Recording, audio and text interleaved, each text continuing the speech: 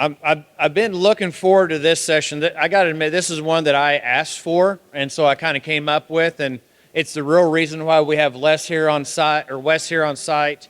But to me, in my job, I've been able to work with some really good engineers, and it was all because of Randy Taylor got me into touch with engineers, primarily throughout the Southeast. And all right, thank you, Dana. And so this group right here is a technology session that we're going to focus on planter technology. We're going to focus on other aspects, but I'm excited because this is basically, if you gave me a top 5 list of engineers across the U.S. who are applied and can make impact on farmers, we've got 3 of the top 5 in this one session. There's only like 2 others that I'd really throw in that still work. A couple are admin, so they don't really work, but if you throw in Scott Shearer and John Fulton, we're really rounding out with maybe Bushmill as being some of the best in the nation. So with this session, this is my biosystems engineer session. We're let Wes come up, so get your questions in because he's got to hit to the airport and hope that Hertz doesn't screw him trying to get to the plane. So with that, second time around, Wes Lowe, come on up. We good? You're good. All right, good deal. So who are those 3? 3? Yeah. Oh, no. Oh, I'm just kind of surprised. Well, good morning. Good to see y'all again. I'm glad to have the opportunity to be back and talk to you a little bit more about some of the other work that we're doing. This time with advanced planting technology and looking at how fast can we plant. You know, that's one of the big questions that we get a lot of times is with this technology, what can we do? What can't we do? What are our capabilities and limitations? And so that's pretty much the space that we're working in right now, is trying to make sure that we understand more completely and more holistically how this advanced planting technology will fit into our production systems.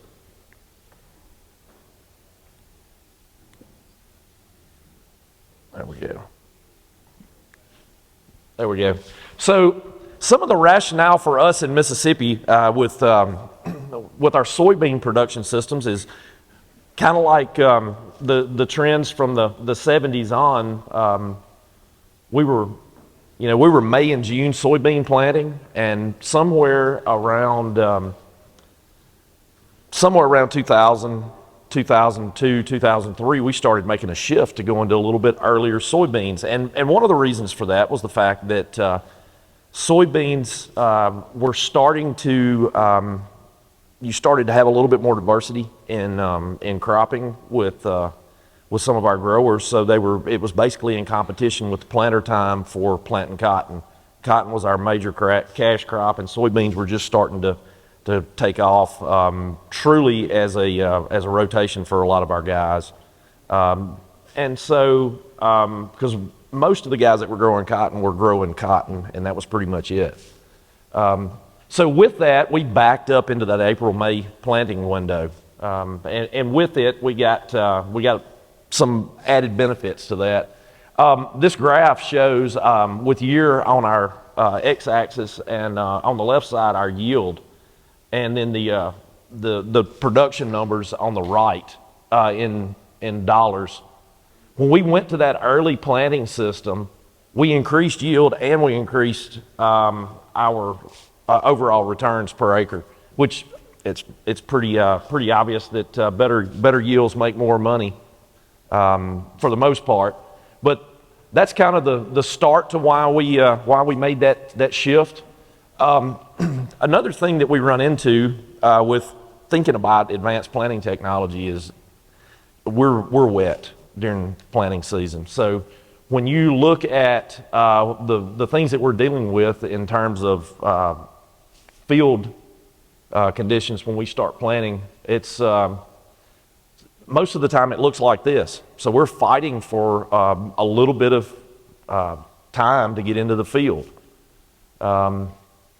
And so most of our soils and most of our soybean production, I'm going to assume this laser, most of our soybean production is centered around our delta region, and those soils are heavy clays, and they're really poorly drained. So we're dealing with a lot of standing surface water. So when we do get an opportunity to go to the field, we have to go and be extremely efficient in what we're doing. Another part of this is this study that was done about 2020, looking at what our yield losses are by planting date. So looking at it from the standpoint, so before April the 20th, we're losing about a half of a bushel an acre a day in planting. And at that breakover point on April the 20th, we start losing basically 0.4 of a bushel per acre per day. So there's only one day that we can plant that we're going to optimize our overall production. Obviously we're not going to be able to get all the crop in on that day, so we've got to work around that. So we kind of created a strategy where we're working in this 10 days either side of that April 20th working that planting date. So April 10th to May 1st. So if we can get more acres in around this target here, as opposed to getting out here a little bit further into the growing season, our yield potential goes up exponentially. So here's one of the things that we found is in some of the research that there's an 80% chance that we're going to have 7.5 days from April 9th to May 1st to do field work.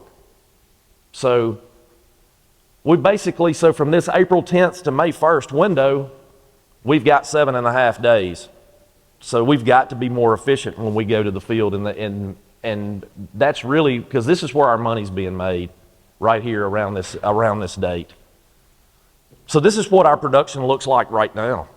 So when we're looking at that May 1st window, we're only about 40%, a little over 40% of our soybeans are in the ground in May 1st.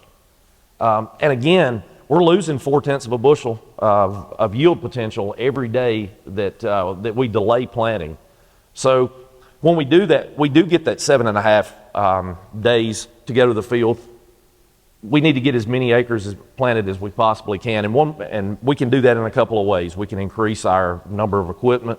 We can buy another tractor and planter, or we can speed up what we're doing, and that's what we're evaluating now, is looking at what happens when we speed this up.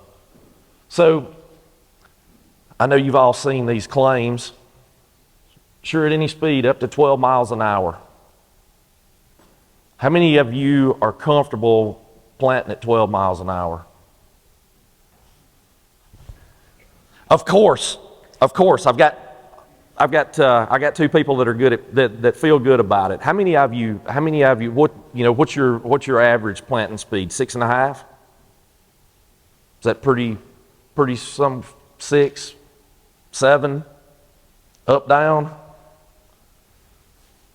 So 12 miles an hour is pretty risky, pretty scary for a lot of people, right? I mean, you mess up, you don't get your crop in the ground right, then if you don't do it right to begin with, nothing that you do beyond that point is going to be right. So as it stands right now, these are in stale seedbed. So we're not and I'll show you some video here in just a minute. We're not using a wavy coulter on this. This was fall bed prep. So most of our production systems are fall tillage. So we don't have there's not a lot of no-till. So we're planting into a fall-tilled stale seed bed for the spring. So because of the wet weather we've got to have everything up on beds so we can get some drainage to get our to get that standing water off. So if we can plant faster in that narrower window, we can get more acres planted, and therefore we should be able to make more money. All right, I'm not sure if we can make this video play, and I will spare you. I turned the sound off so you didn't have to hear Mike Mulvaney explain what's going on. I'll just summarize it. So this is us at one of our own farms this year. The 8-row at 12 miles an hour. And this is the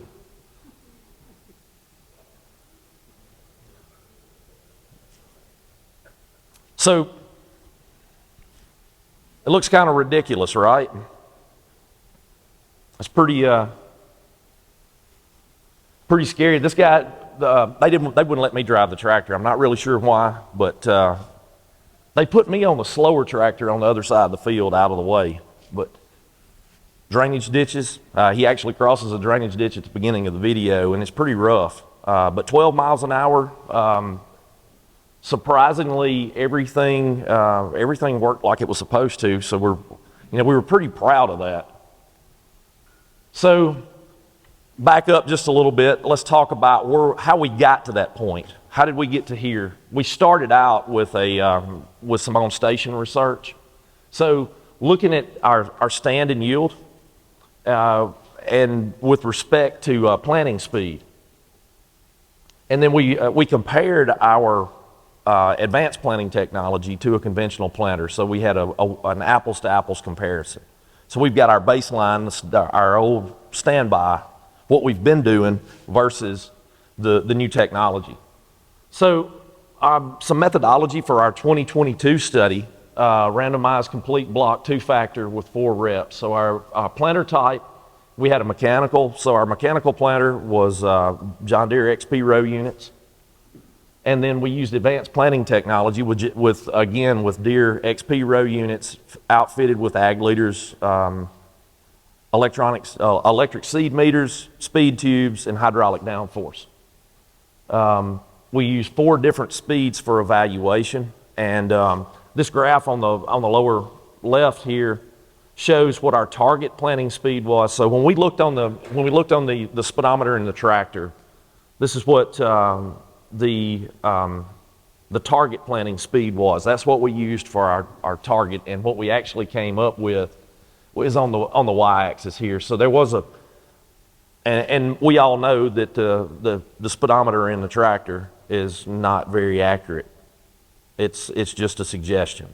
So that's the reason we made these adjustments to what our actual speeds were here, as opposed to what our target speeds were. So again, we were looking to plant at 5, 7, 9, and 11 miles an hour, and we didn't quite get there. We did get to almost 10, but anyway, this is a video of that speed tube and how it operates. So in that electronic meter, the electric meter distributes the seed into that seed tube, and that flighted belt basically conveys the seed down to the lower part of the row unit and into the seed trench, and it works in tandem with the actual speed of your planter. So the theory is as you're moving forward, the seed comes out in a velocity that matches your forward speed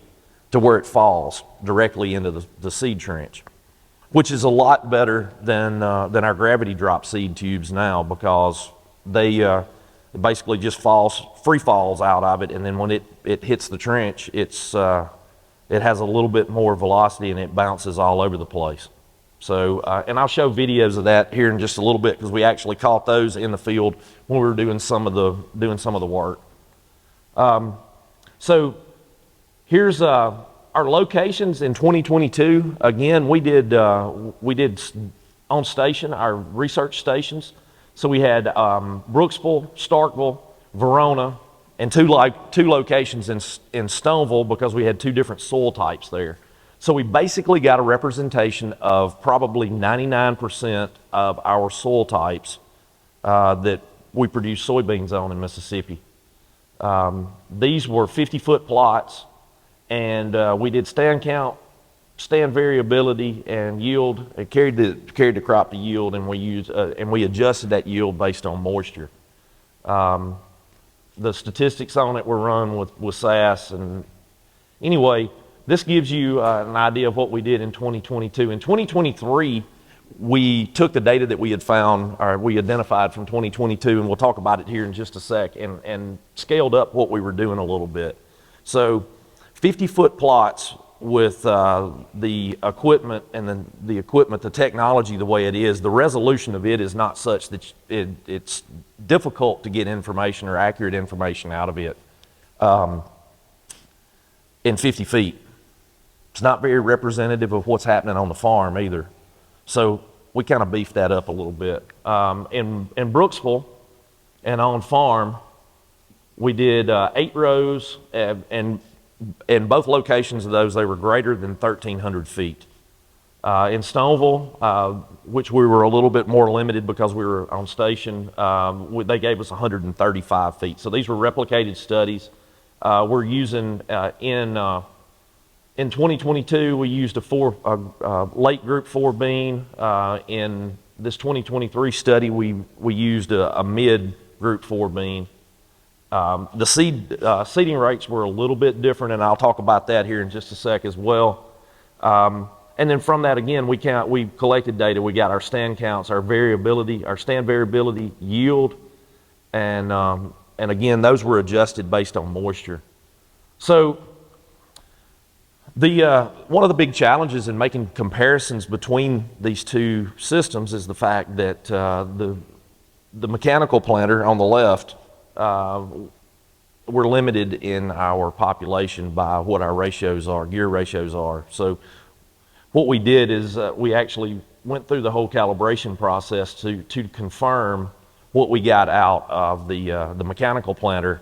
Then we calibrated our advanced planting technology, the e-meters on our planter, to match exactly. So that was one of the things that we figured out pretty quickly was the number that you put in on your screen for population. You better check it, because it's just like that number on the dash for speed. It's just a suggestion. You better make sure that you're doing that you know exactly what's coming out the bottom of your planter. So these are the results of stand establishment for 2022. All of these graphs are have the speed on the x-axis, and then our plants per acre, or our plant population on the y-axis. The blue bar graph, the blue lines in the bar are the mechanical planter, and then the red is the precision planter, or the advanced planting technology. So if you look at it, you see that in all cases, there's a downward trend in stand establishment as we increase speed for both the mechanical and the advanced planting technology. So what that tells us is the faster we go, the less accurate we are. So looking at it from stand establishment, what we see is it really doesn't make any difference. This is the 2023 data, and we did, again, we made a comparison here with the mechanical planter versus the precision, or the advanced planting technology. And so we were looking at 6, 9, and 11 on our precision, and the mechanical was at 6 for a comparison. But you see, again, we don't see any difference other than in one case where we are we're different in stand establishment with the advanced planting technology. So when we start looking at plant spacing, if our yield, or if our plant and if our stand goes down as we increase speed, you expect to see the same thing happen, or you expect to see the inverse of that when you start talking about plant spacing. So again, the graphs are set up the same with speed on the x-axis, except for now we've included plant spacing on the y-axis. So as we get faster, our plants get further apart. We see the same trend in 2023. We see that our plants, not quite as pronounced as you saw in the 2022 data, but we see that there is a slight increase. However, statistically, they're all the same. So in the overall grand scheme of things, yeah, we are getting a little bit further apart, but is it enough to really count? And so that's the question that we really have to answer. In 1,300 feet, does it really matter? But what does that translate into when you start talking about it from the field scale? You know, seed salesmen aren't going to like it because you're not putting out as many seed. But at the end of the day, from the yield standpoint, and we'll look at that here in just a minute, does it make a difference? So when we look at variability in plant spacing, that's the distance between plants, and the variability between those in a longer run.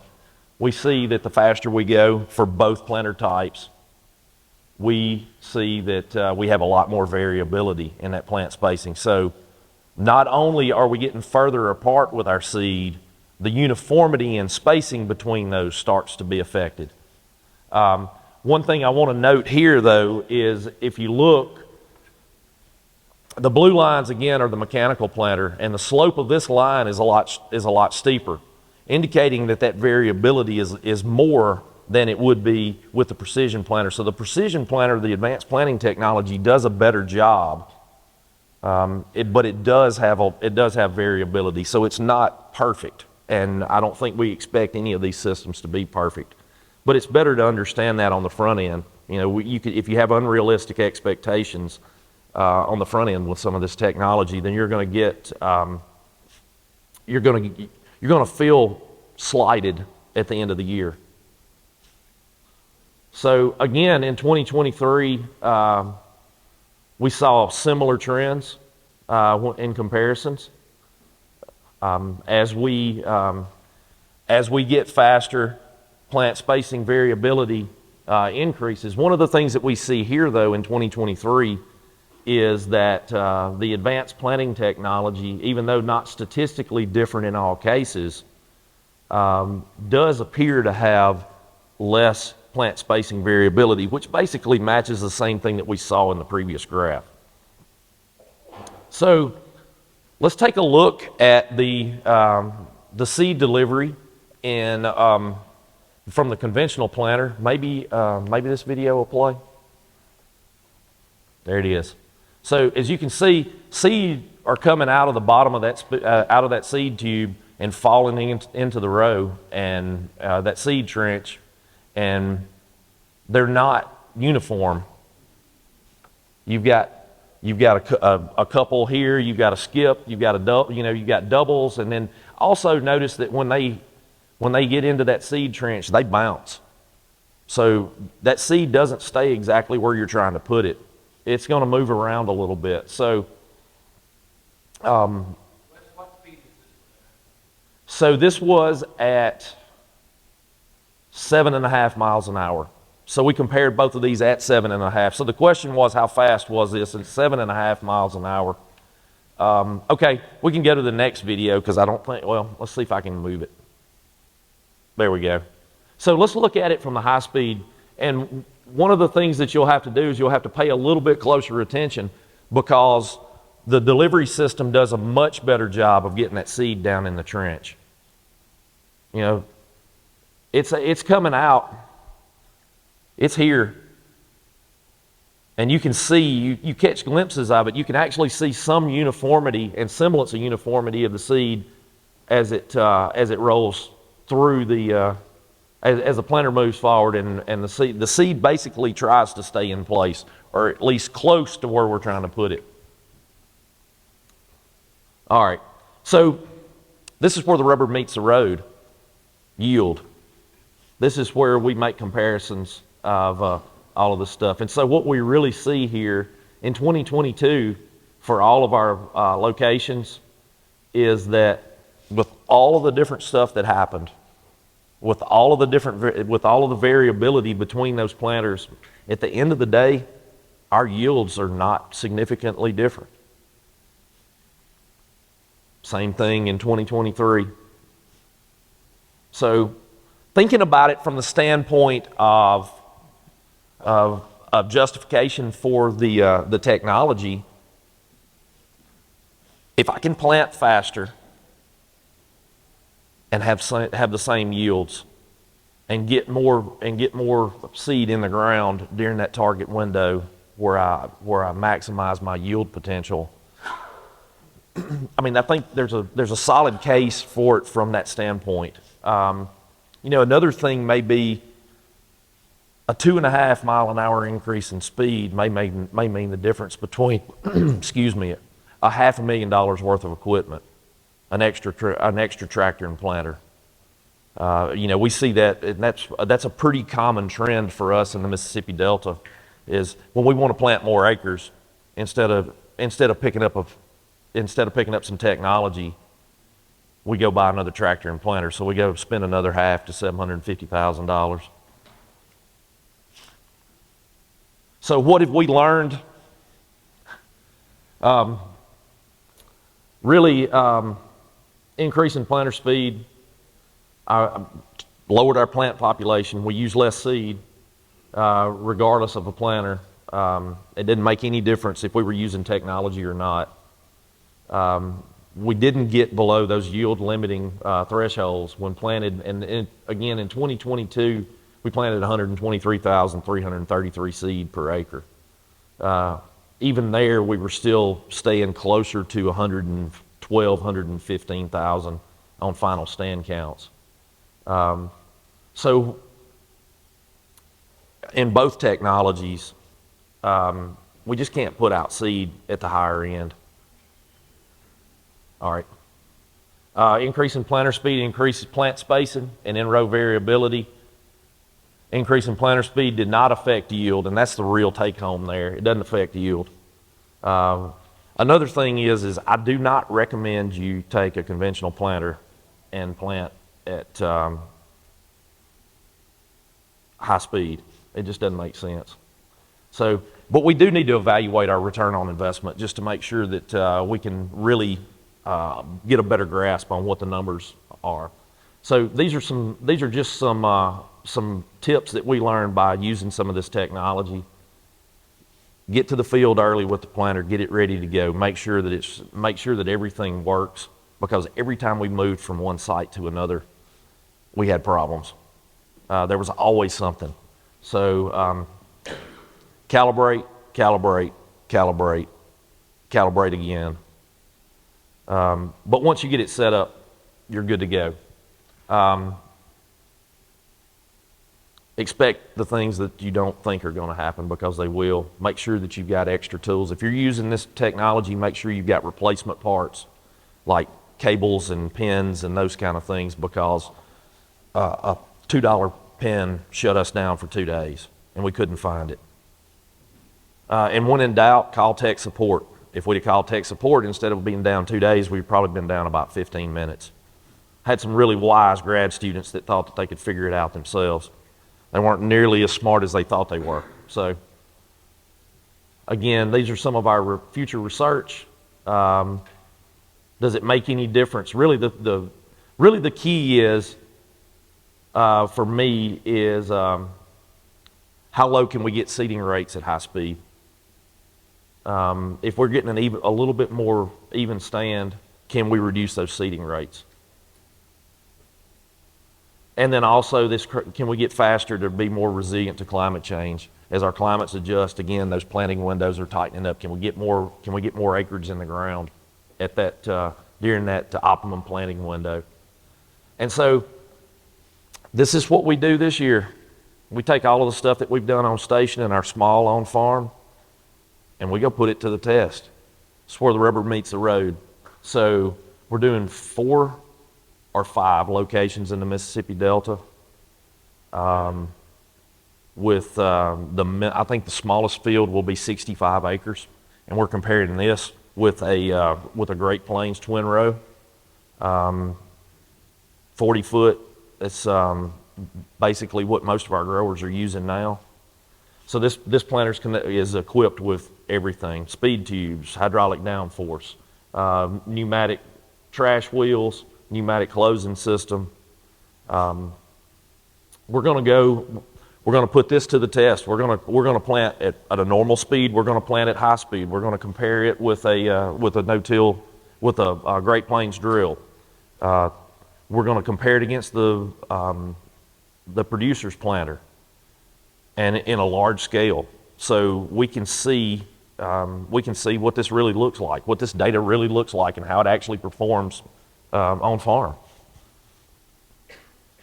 And with that, I thank y'all again for the opportunity to come speak. Thank y'all for being attentive. And with that, I look forward to any questions that you may have. I think we probably got time for one or two. We got plenty of time, so we'll take plenty of time then. Yes, sir. Wes, I get a little long with it, but I would say I actually have it over that's where it started running.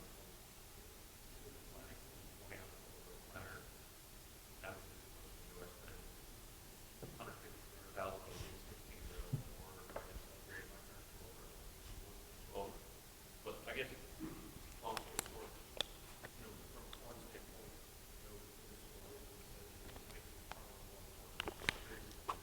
you're doing corn work as well, or just really something?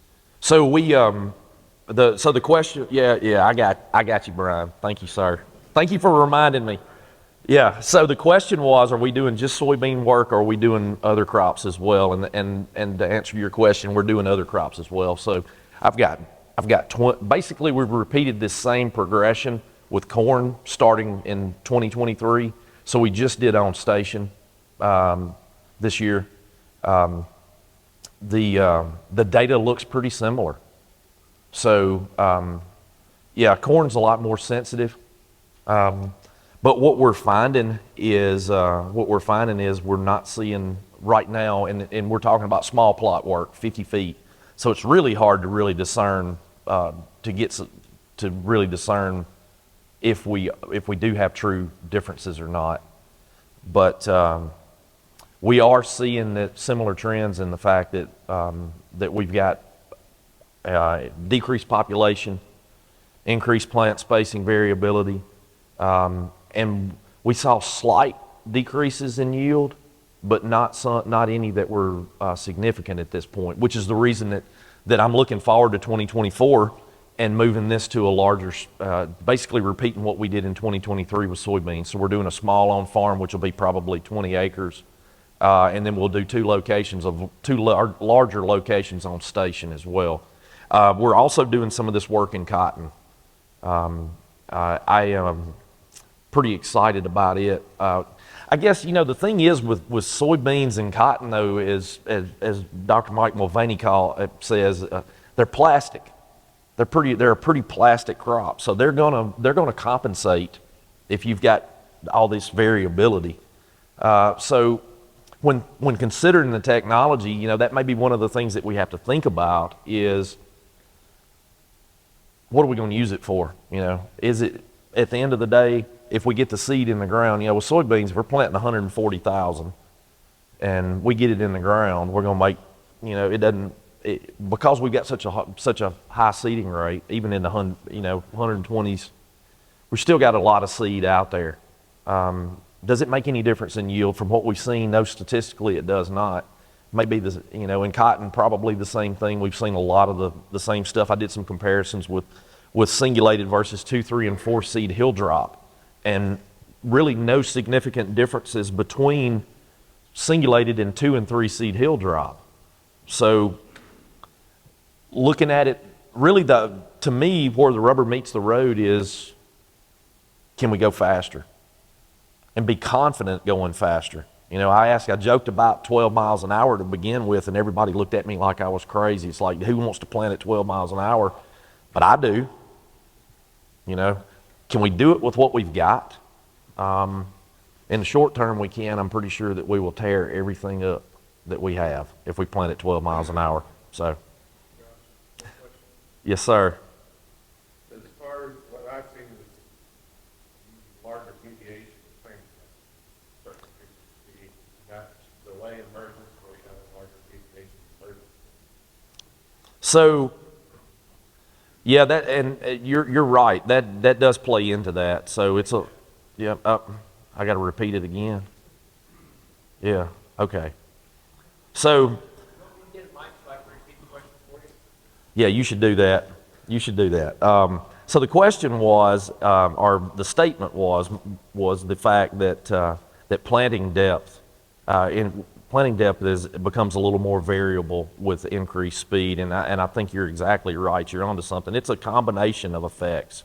One of the things that we've wanted to play with for quite some time and to assess is this variable downforce.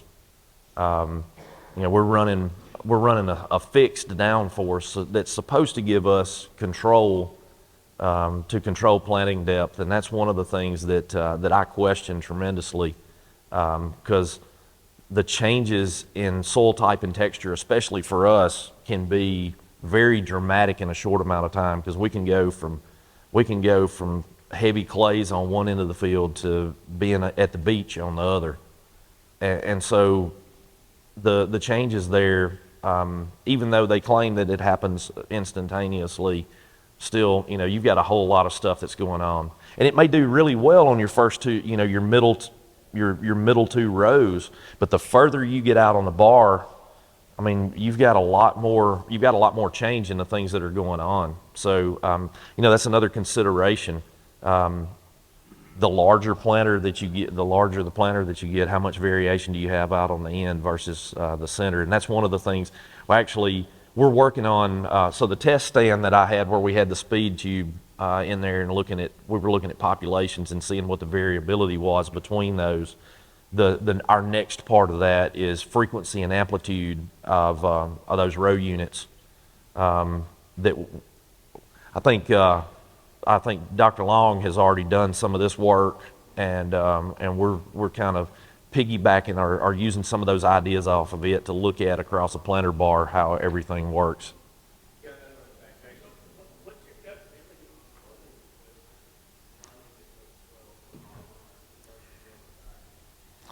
So the question was, what about closing equipment and the speed? Look, I did a great job, right? I repeated the question. I'm learning.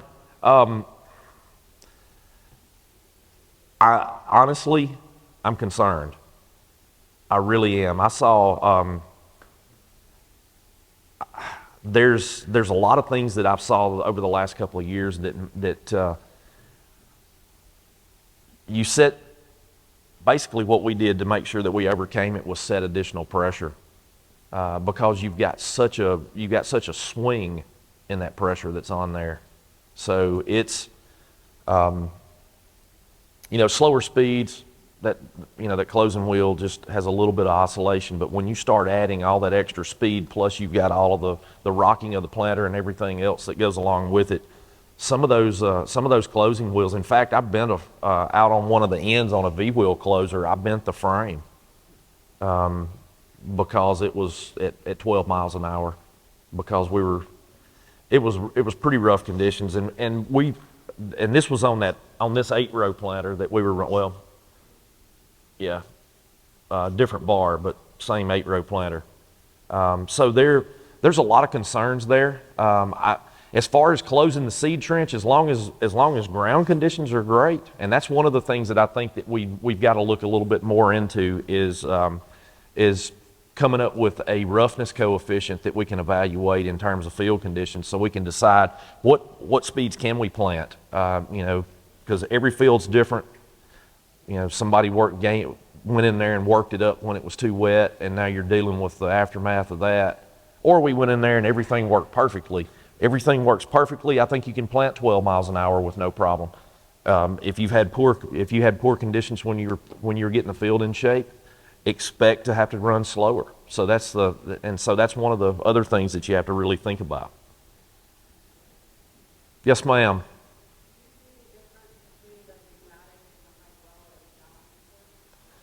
So the question was, do I see a difference between the pneumatic and the hydraulic downforce? So yes. Even active pneumatic downforce does not have the response that the hydraulic does. So hydraulic is instantaneous, which is probably realistically a half a second of adjustment, whereas the pneumatic, even with active downforce, is not very quick, for the simple fact that you're moving fluids in both systems, one of which is compressed to several thousand psi, so it moves quickly. Whereas the pneumatic, you're talking about 150, 200 psi. And so those two move, air and the hydraulic fluid move at two different velocities there. So with the hydraulic, it move because of the increased psi, it moves a lot faster. It's a lot more responsive. With the pneumatic, it takes a little bit longer. Now, the pneumatic to me does seem to compensate a little bit better for rougher conditions. So it's got a little bit of give, whereas the hydraulic is like it's basically a brick wall, if you will.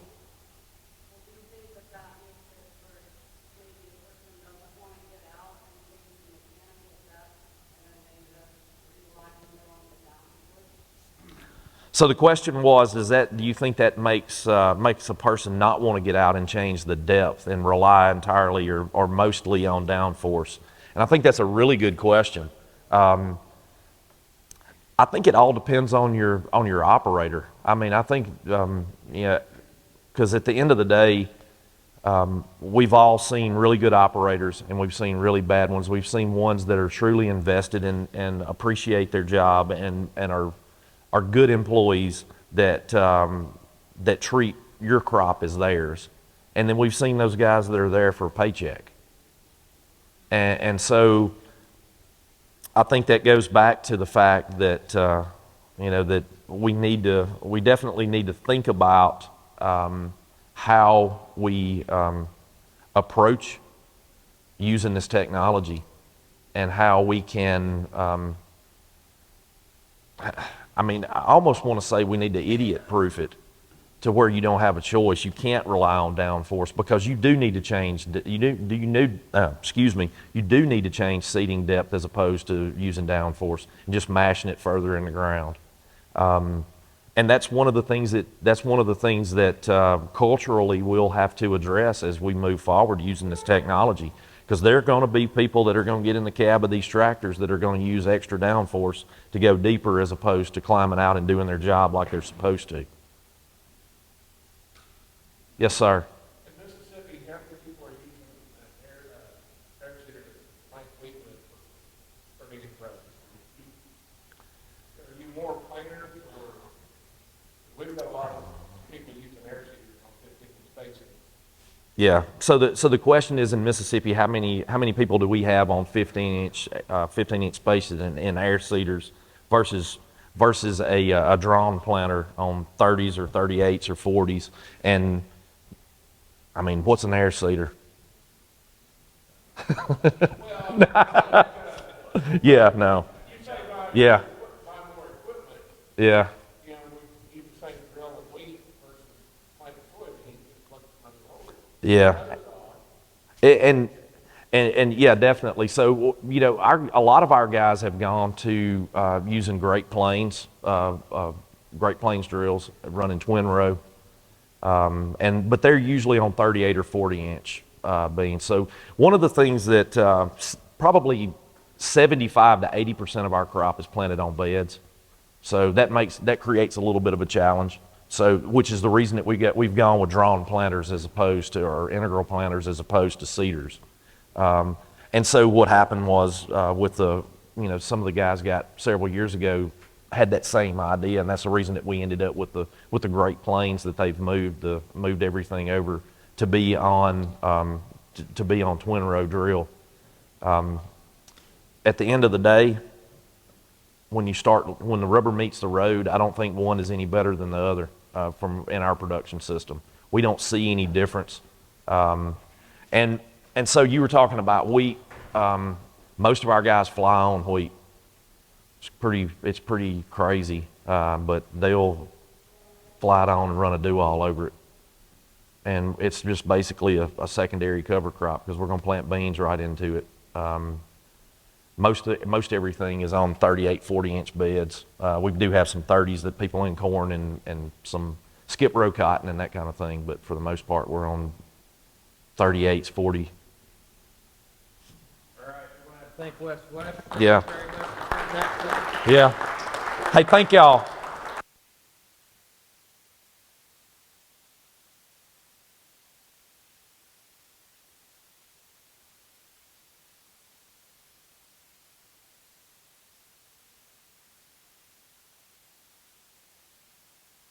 Next speaker up, as he's miking, is Dr. Randy Taylor, one of those guys that probably within this group doesn't need much of an introduction. But Dr. Taylor, biosystems ag engineer, mechanical engineer, and we had him first, but we're going to have two planter talks. And I think they probably fit well because is there going to be a lot of overlap? Yeah, probably. We're just going to change crops. Oh, perfect. But yeah, so Brian said this is the technology session. I'm like, it sounds more like the drive it like you stole it session. I thought that was funny. Anyways, I'm going to cover a little bit of history, I think. So if any of you ever slept in a history class when you were in college, just go ahead and lay your head down right now until we get to the good part of this. But I think we talk about planter technology and how it's evolved, and Wes did a really good job of talking about that. I turned that off. What do I do here? So I want to go back in time a little bit and talk about, because this whole thing on plant spacing and stand uniformity and all that has been around for a long time. But I'm going to go back to 1971, not all the way back to the beginning of time. And go through several things, I think, on research, what's been published, where the industry's gone. But my contention is, in 1971, when the cyclo-air planter was introduced, and if those of you are familiar with it, you're metering seed. Here's the thing about it. It's got the central hopper that we're all going to now, though, back then. But we're blowing seed through a tube, all the way back to the row unit. That tube might be 10 to 12 feet long. But my contention is, if there was a massive yield increase to better plant spacing, there would have been a lot less of these planters sold in the Corn Belt back when they were there. So yeah, and trust me, they're not going to give you picket fence. You're not getting a picket fence stand with a cyclo-air. But there were a heck of a lot of these planters planting corn in the I states back in the 70s. And so that's my first contention, that the plant spacing thing, uniformity, is a little bit oversold. The thing that really started, I think, this whole plant spacing thing was back in the mid to late 90s, a study out of Purdue by Bob Nielsen that basically said, for every inch of standard deviation in plant spacing variability, you're going to lose yield from that. But I will say they had 22 sites, but only 5 of the 22 sites actually had a yield response to them. So the others, that plant spacing variability didn't matter as much. And so, and I think similar to some of the stuff, certainly in soybeans that Wes just showed. But this is the one that really drove it and got a lot of focus on plant spacing. And about that, a little after that, if you guys remember, Pioneer had their test stands. They would test your meters for you, and so you bring in your John Deere or whatever meters, put it on their test stand. They'd tell you how that thing was performing. And so there was a lot of history there, and I think and looking at, again, improving that plant spacing uniformity in the field. One of the things they did report, though, there's no increase in barrenness with doubles, so the doubles were increasing yield in part of their studies. So and then plants growing next to gaps, were the least productive. Again, when you think about an individual plant, so if you go and you can find it, I mean, you can look at that corn plant that's got all the room around it. Will put a pretty big ear on, maybe even 2 ears. But if you treat it as, well, now it has all of this space, so on a per acre basis, it's not that good. And but I think the big thing is and this is the Scott Stagenborg, agronomist at K-State that I worked with for a very long time, really drilled into my head. He goes, but plants grow in communities. They don't grow individually. So I don't have all these individual plants. They're all influencing what's going on around them. At this same time, we got a lot of farm publications. We're putting out research plots and stuff like that. So it really dominated in that the early 2000s uniformity of plant spacing in corn dominated the farm press. It was all over it. And then after a while, they moved on to more of a temporal emergence. And so, if corn comes up a day late, it's a weed. And I'm like, well, I don't think it's a day late, but certainly if it's coming up later, then it's not going to be as productive. Some research, again, a couple papers in 2004 and 6 by Tollner, again showing if you plant fast, your stands are less uniform. Is the research there, and actually, finger pickups, which still running. There's finger pickups still running planting corn, as opposed to everything is going to vacuum. But at the higher speeds, at 7 miles an hour, again higher speeds back then, finger pickup standard deviation was 3.4 inches, and vacuum systems were in that 4.1. So in that same range. But if you think about this, just remember those numbers, because I'm going to show you some data from Kansas from this year on standard deviations in plant spacing that we measured. And I forgot to give you your question that I want to ask, and I want you to think about it instead of paying attention to me for the rest of the talk. Is there's roughly 92 million acres of corn in the U.S. Okay, 92 million acres of corn. Think about this. I want your guesses after we're done here. How long will it take us to plant it? If we started planting, how long would it take us in the U.S. to plant 92 million acres of corn? So think about that, and we're going to come back to it just for fun. More studies, I think, we're looking at this. 10% skips, reduced yields, but 10% doubles, increased yields. Coming back to plant population, I think some of the stuff that Wes had talked about. So again, a lot of research since 2000 illustrate our hybrids are less sensitive to crowding, fewer barren plants, maintain yields when doubles occur. Plants adjacent to skips are able to compensate to maintain yields. And I would say that when Scott and I, ran around a lot, one of the things we talked about is planter maintenance and doing a good job of putting seed in the ground. So if we're evaluating it, a couple things, and I'm not going to spend much time on the emergence rate, but really what we talk about with corn is I'm going to judge my planter's performance on the ability to generate a uniform stand in both space and time.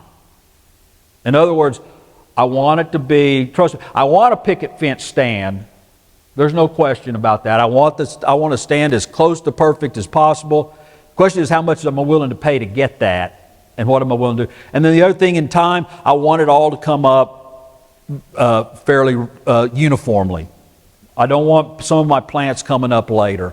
So how are we defining uniformity? Standard deviation is what's shown, and that's what we talk about. Standard deviation is probably the worst indicator of plant uniformity, because we can't use it, in my opinion, we can't use it broadly across differing populations, really. Some of the things we talk about, skips and doubles. If you walk in a field with a farmer, it's easy to see a skip and a double, right? A multiple or a miss. So academics will call them multiples and misses. And I always say all the time, what you don't want is multiple misses. It's illegal. Wow. You guys, I thought I stayed out late last night. But anyways. He told us to go to sleep.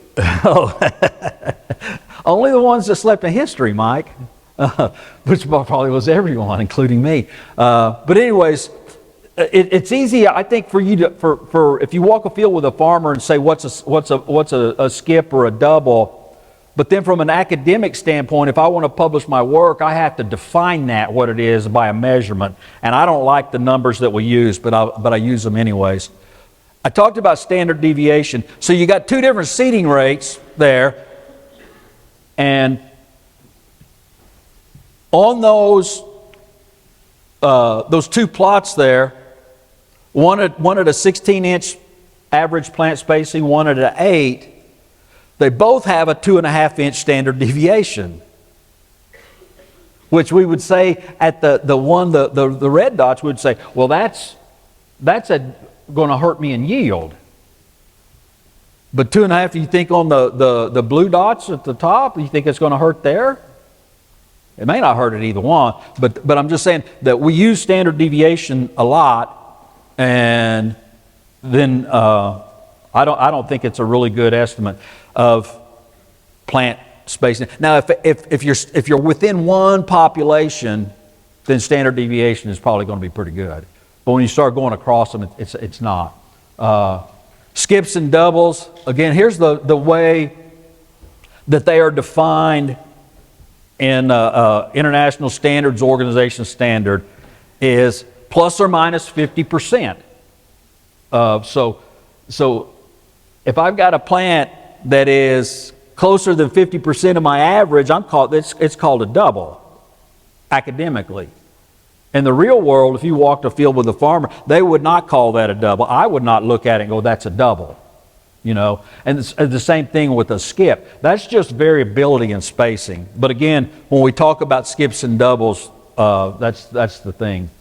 So how do we improve or how do we minimize that variation? Certainly metering systems and the way we place seeds. I'm going to hit metering uniformity. Finger pickups work great within the constraints that it was designed for. It does not work outside of that. We got vacuum systems, and now we've moved into higher vacuum systems simply because we don't want to grade seed as much anymore. Appropriate adjustment, age maintenance of row units, all of these things are going to affect or the row units more in the metering system. John and I were just talking during Wes's talk about I'd like to see some of these precision meters that have about 500 acres on them, and I'd like to put them on a test stand, at that point, because all the stuff that we're putting in a meter now is getting back in. You think a finger pickup is mechanically complex. You look at the wear parts in some of these other meters are pretty high. Placement uniformity, that's I think the question about closing systems on planters at high speeds certainly makes a difference.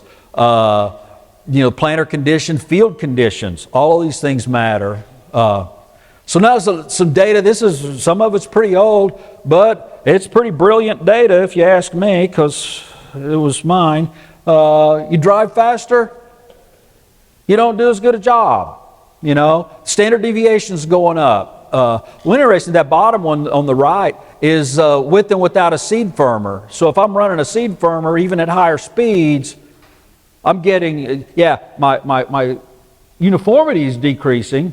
And so our conclusion was that seed firmer is worth about 1.5 miles an hour in speed. So as far as as far as plant spacing uniformity, the skips and doubles on the other one, you drive faster, they go up. And this is on a vacuum planter, John Deere. Study we published in 2004. Yield decreased in only one of our locations at about 2.3 bushels per acre per mile an hour. That's what we hurt ourselves in yield. Every other place that we planted corn, and we talked about speed. The first time I planted corn at 11 miles an hour, that's freaky. That's you kind of get into that deal. You're not supposed to be going that fast, and you can feel it, And but we did that, and actually I was off a row. Scott was my buddy, my colleague. He was lining me up, and I was off a row, and he was waving at me, and I was so focused on what I was doing at 11 miles an hour in small plots that he's like going. He just got out of the way in his best interest and let me go and then told me afterwards. But it's moving pretty fast. But all in all, one site, it affected yield. And honestly, I think the reduction in population, the stuff that Wes showed on soybeans, you reduce your population or your final stand because you're probably not germinating as well, you're not placing seed as well, and that's probably what hurt our yield more than anything. So our take-home message is hey, take care of your planter. I used to do some planter maintenance workshops and stuff around Kansas and Oklahoma some years ago, and you see some planters come in that are in pretty rough shape. And then the guys say, well, I tried that no-till and it just doesn't work. And I'm going, I think I solved your problem because you can't get seed in the ground with this thing. I'm surprised it works in tilled environments. So planter maintenance is really going to be key, and making sure you got the right seeding rate and that you are delivering that. So how are we going to improve that? I mean, there's certainly attachments, and if you look, I don't know, Mark, back when I started at K-State, you could probably buy a planter for about $3,000 a row, maybe $2,000 a row. And we're probably north of $12,000 a row now. Of course, somebody will go, well, you've been around a long time, it's just inflation. But the planters are much more complex now than they were at that time. Some stuff we did here in Oklahoma, so we had accelerometers on our row units measuring vibration, a little 4-row planter, different metering systems, ESETs, the ProMax 40, planted at 4 speeds, 3, 5, 7, 9, basically across northern Oklahoma, Afton to Goodwell, and we use the seeding rate varied by location. Well, we got again. Hey, this is based on the rotation of the plate. So how fast is the meter rotating? Kind of takes out that seeding rate thing, because if I have a high seeding rate, even at 5 miles an hour, I'm spinning my meter pretty fast. A lower seeding rate at 7 miles an hour might be turning slower than at that one. But I spin the meter faster. The ESET was pretty flat, not really responsive as far as the skips, so it was pretty consistent. The others, I spin the meter faster, I get more skips. Could probably address that with vacuum a little bit. Doubles, but I'm getting more doubles too, and with all of them. So spin the meter faster, it doesn't do as good. Brilliant, right? I got more. But here's some stuff with seed bounce, because we talk about that because we were measuring that seed at the sensor in the tube as well. And so the standard deviation in the tube is much lower than the standard deviation in the row. So again, letting the plant come up. So there is still a lot of movement that's going on as Wes showed, when that seed hits hits the seed trench. But you know what we do though? We blame that variation in the row on the metering system. And now it's coming back to that placement. And again, I'll come back to that closing system question and speed earlier. So our metering system, basically, what we found anyways, is driving really slow, 3 miles an hour, doesn't do any better than driving what we would say normal speeds, 5 to 7. But and the ESET was better than a Pro 40, was better than a standard on the deer. Higher speeds, less uniform spacing, more skips and doubles. So improved metering doesn't improve all of our spacing problems. This is some I think from out in the Panhandle when I was working with Rick Kokenauer. Basically looking at the vibration, the blue diamonds are vibration of the toolbar. So it's on a mounted, it's that same 4-row mounted planter. I drive faster, my toolbar's vibrating more. But the vibration on the row units is more. And if you look at the no-row cleaner, so just running in no-till, just running double disc openers, my row unit is vibrating, that's the graph on the right, is vibrating more than if I smooth that area with the row cleaner. And so take some of that out. had this study. John and I had a visiting scholar from China and was working on some field scale work, and that's where this came from. Is again, driving faster, more vibration, but this is field scale stuff. So these are drawn planters. One of them is an Exact-Emerge, one of them is a Max-Emerge 5E. Field, I think two of the fields were strip till. I don't remember which one. It's not the one at the bottom.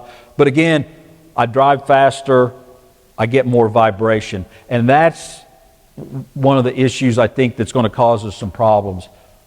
One of the things that we really wanted out of this study is we wanted to try to look at or to separate speed and vibration, because they're coupled together. I drive faster, it vibrates more. So we were actually looking across the field. Now if you look at those spots at A, B, and C, and D were strips, and you can see how close together or far apart the points are there, gives you that speed. But also if you look at A, driving slower, lower vibration. But what we really wanted was the areas in the field where if I'm driving 5 miles an hour, my row unit's vibrating more because the field's rougher. And so that's kind of what we were looking at and trying to find those places within the field. And it didn't really work out that well. It's still, you can't decouple row unit vibration and speed, so we can try to get at what vibration actually does. So as I said earlier, this is some spacing data that we took that I took this year up in northeast Kansas. A lot of different planters. So each one of those is a different field. So you can see the Exact-Emerge in there. We got speed tube in there a few times, and then just standard seed tubes. That might have been on a Kinsey planter. It might have been on a Deere or whatever. But I'm ranging from about 1.6 to 3.5 inches of standard deviation. So we've been working on this for, what'd I say, early 2000s. We're pushing 25 years of trying to improve our corn plant spacing uniformity. And we're making some headway, but we're not quite there yet. And so we got a lot of technology to try to give us better plant spacing. And skips and doubles. Look at the skips. Now again, I'll tell you, skips are defined as anything 50% greater than the space. So it's a 1.5. So if it's supposed to be 7-inch spacing, anything that's more than 10.5 inches between plants is considered a skip academically. And so I haven't gone back through and put my own numbers in on these, but I mean, still, the number of skips across all these fields really surprised me. But I don't think, going back, I don't think it's the metering system. Because do you think the Exact-Emerge guys were planting at 5 miles an hour? I don't. Why would you spend that much money on the planter? And then all of it was no-till for the most part. I don't think any of these fields were tilled.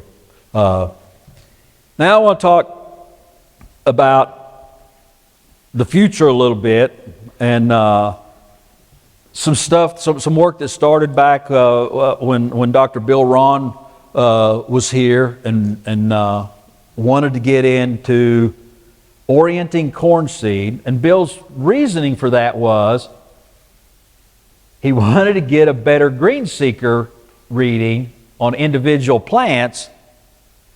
And the best way to do that is to keep the plants from interfering with themselves. So when I go over them with that green seeker, I can see that plant better.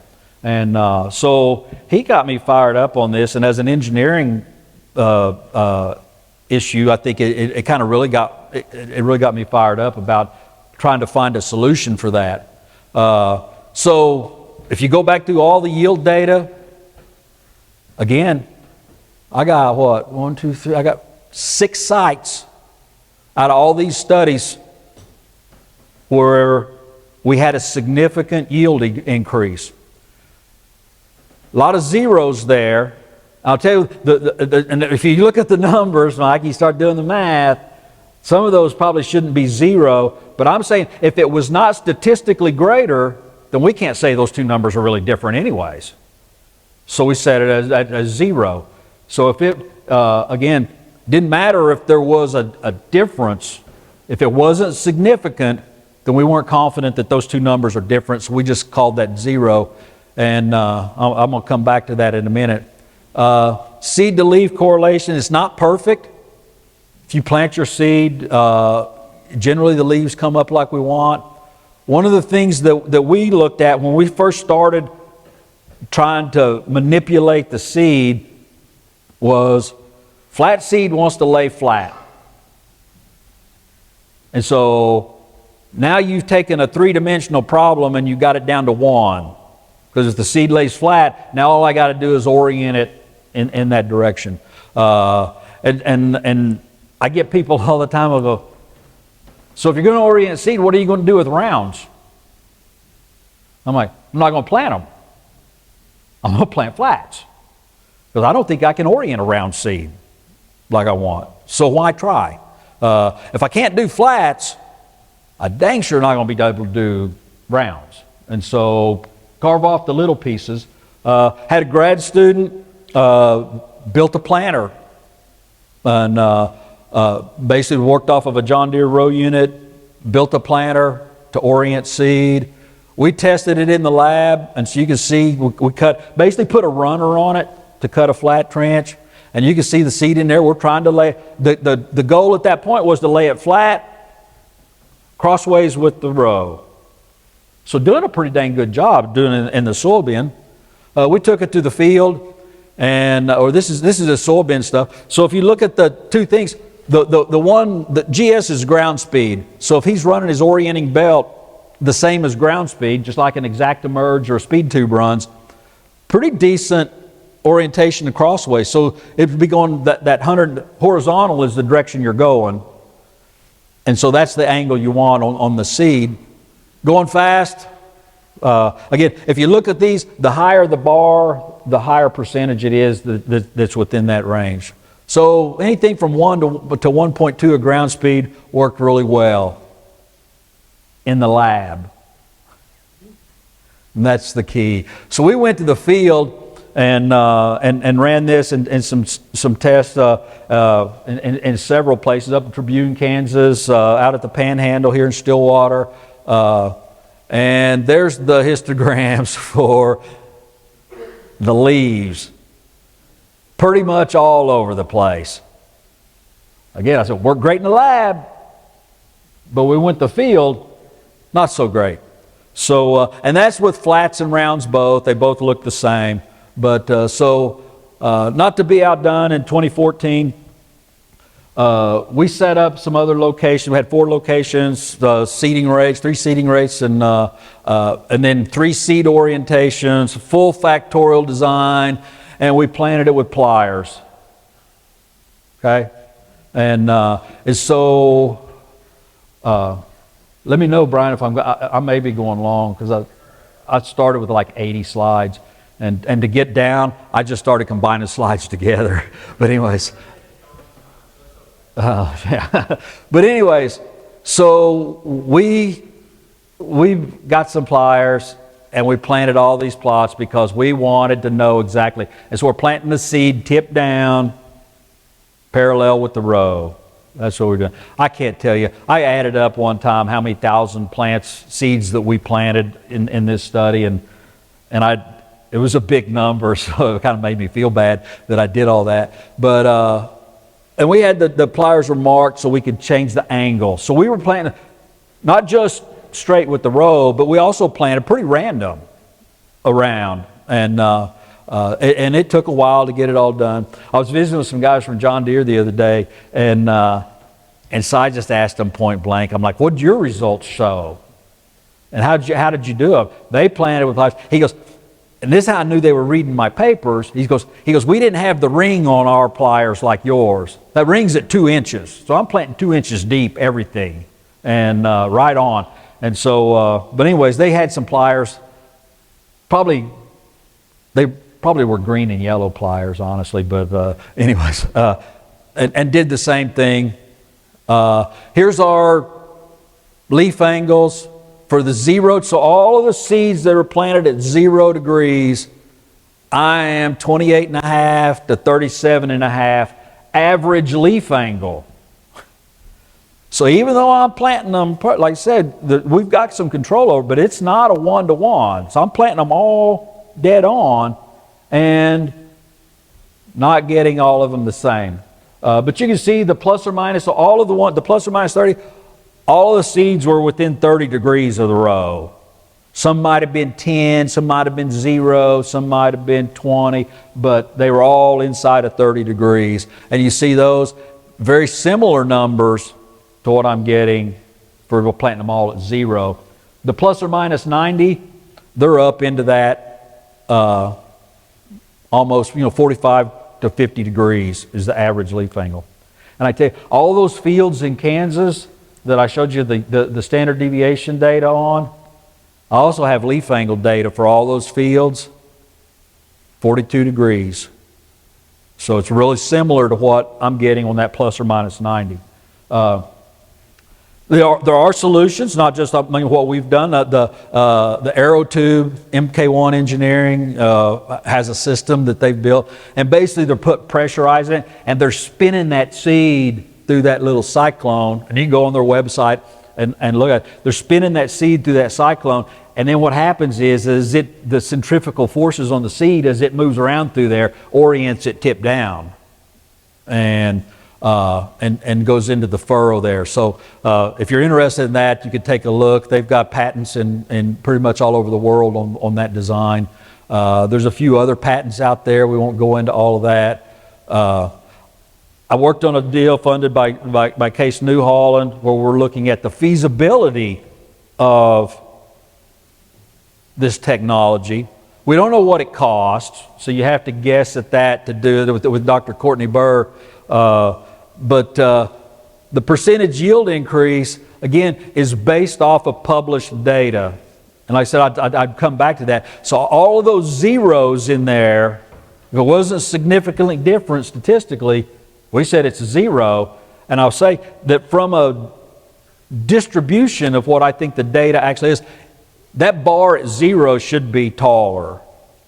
If you go and look at a lot of websites, or you look at here's some people, I've heard people talk about seed orientation and go, oh, it's a game changer. 15 to 20% yield increase. And I'm like, oh gosh, there's no way. Now, I'm not saying that you couldn't get that at a location in conditions, but if you could get a 15% yield increase to orienting corn seed, there would already be a solution available on the market. That's big. I'm hoping for 2. If I can get 2 consistently over time, to me, that starts to make sense.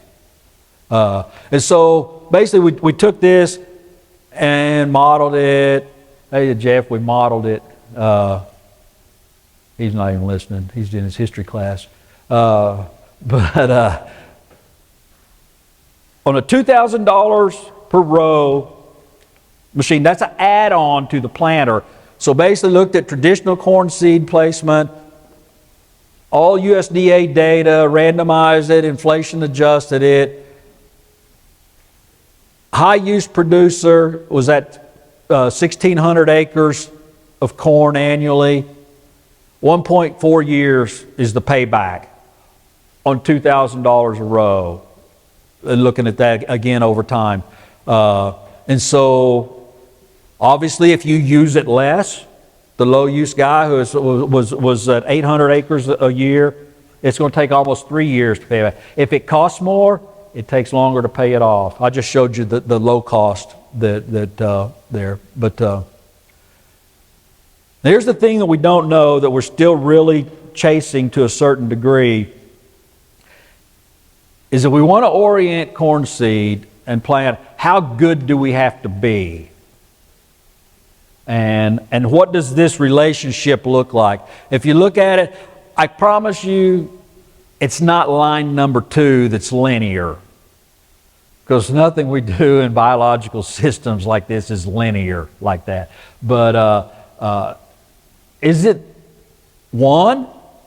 So if I got this potential benefit, whatever it is, on the y-axis, and then my random versus perfectly aligned leaves, is it number one, where, hey, I just get a little better and I start to get benefit? Or is it the third one, line 3, where I've got to get a lot better before I start to get a little bit of benefit? And so I can tell you that we now know what that intercept is out there, or I feel like we do. That's at about 42.8 degrees, based on all the data that I've measured right now, on the leaf angles. That's what I'm going to get if I plant with any planter, Kinsey, John Deere, Case. On average, all the data I got says 42.8. I don't remember what it was. I threw it out there like it was real. 42.834. No. Let's see. I was going through those. And that's just the other yield data. So that's really where we are.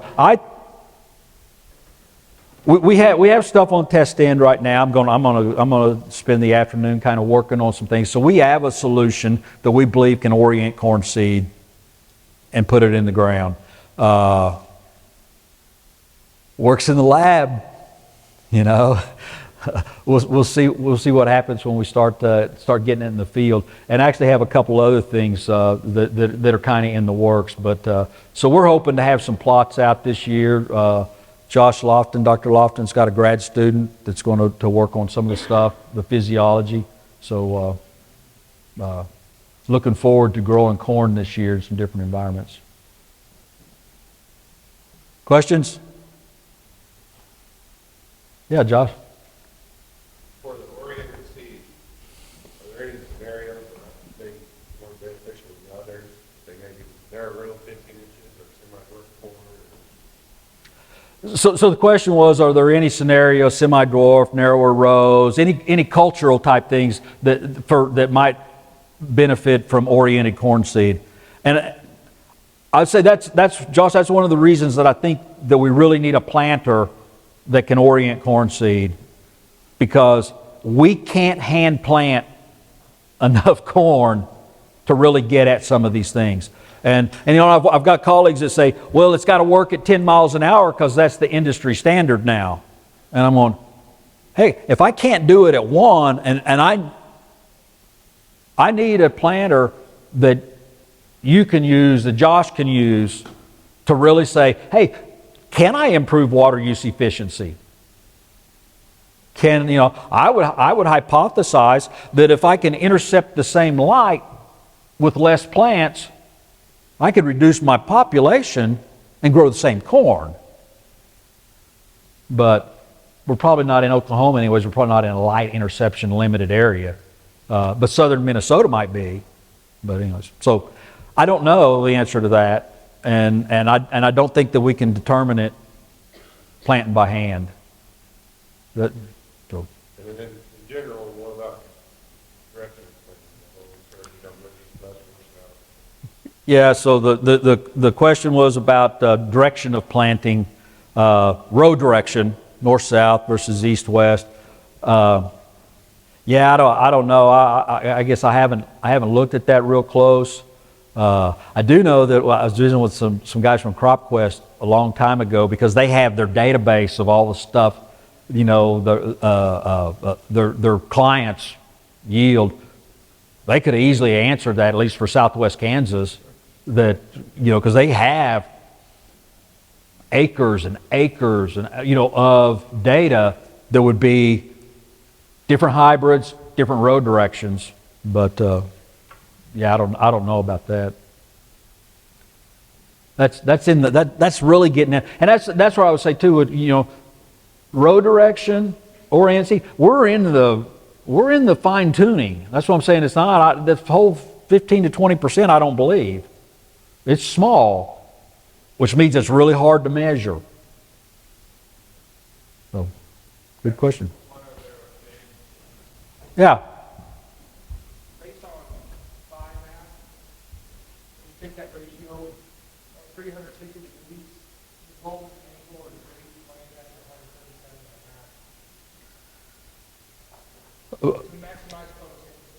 What's that?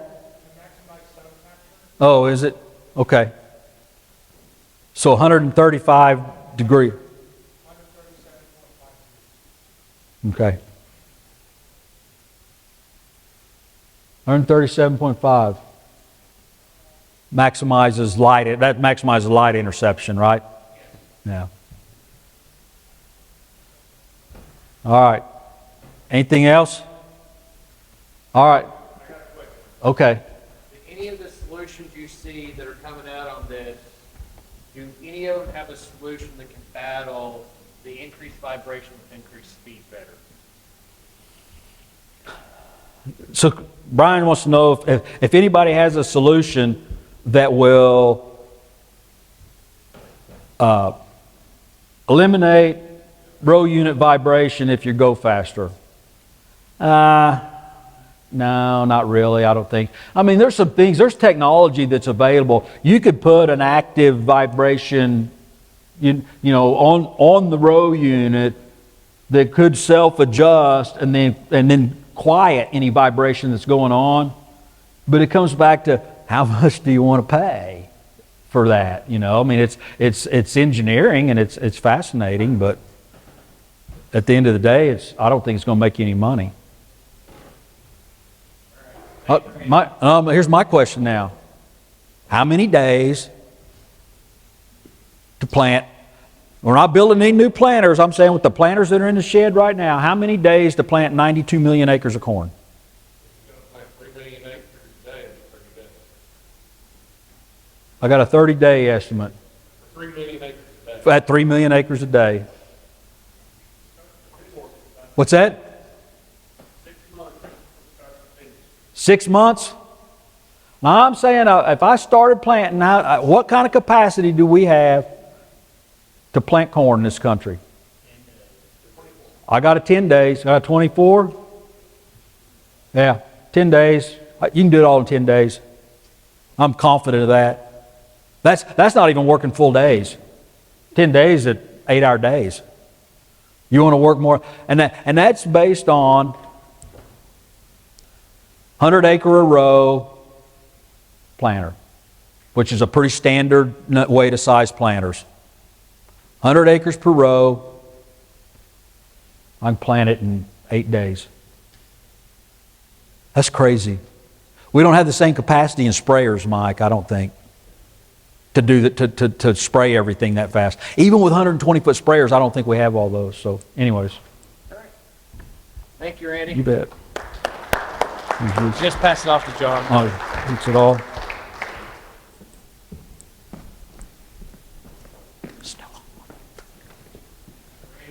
I take that as farmers like to buy more planters and sprayers. Yeah. Okay. So in our third speaker, our final speaker, we have Dr. John Lowe coming up, and I've asked him to cover some of the spray technology that he's seen. And I appreciate the time because this dude right here teaches a lot. He's been dealing with a lot of students this semester, so I appreciate him breaking away for some extension time. So John? Sure. Switch the, you might be okay. I can switch if it makes you happy.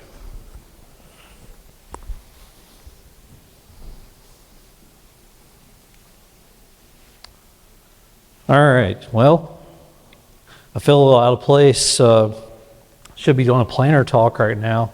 And we just have a whole planner session. But as Brian said, I was asked to talk a little bit about maybe a sensitive topic for some, and that is, this idea of some of the planner technologies, and specifically, he wanted me to talk about both the seeding and the spraying and the combination of the two. So we're going to get a little into the weeds, if you will, on this. But when we think about these new technologies, when you see the word see and spray, that's now kind of a term that's used by a particular sprayer that was created by Blue River Technologies, which now is being commercially produced in cooperation with John Deere. And these are some images early on when they first were kind of publicizing this idea, where they were looking at being able to do spot spraying within a cotton field, right? So you've got images on the left and the right, both in the same field, two different types of weed pressures, cotton in the middle, and then we have looks like some pigweed here on the right. And you can see with color dye, just kind of looking at the effectiveness of the technology, and they were kind of showing off what they were able to do at that point in time. Now, I'll argue that if we look at the picture on the right, that's definitely a little more zoomed in, but we have a lot more of that dyed ground there. And so, there's going to be a breaking point, just like anything, where there's a threshold where this kind of technology is probably not going to pay off as quickly as it would if we're in an area where we're actually able to only hit the areas where we have the weeds. So I'm going to kind of divide this up into a simple kind of process here. We're going to talk about seeing it, spraying it, and then pretty much repeating, right?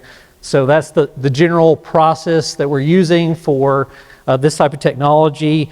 And so I want to look at each one of those separately and talk a little bit about each of those, how they work, where the background of that technology is kind of coming from, and then kind of move forward, and at the end just kind of wrap up with some of my thoughts and maybe some things to evoke some questions.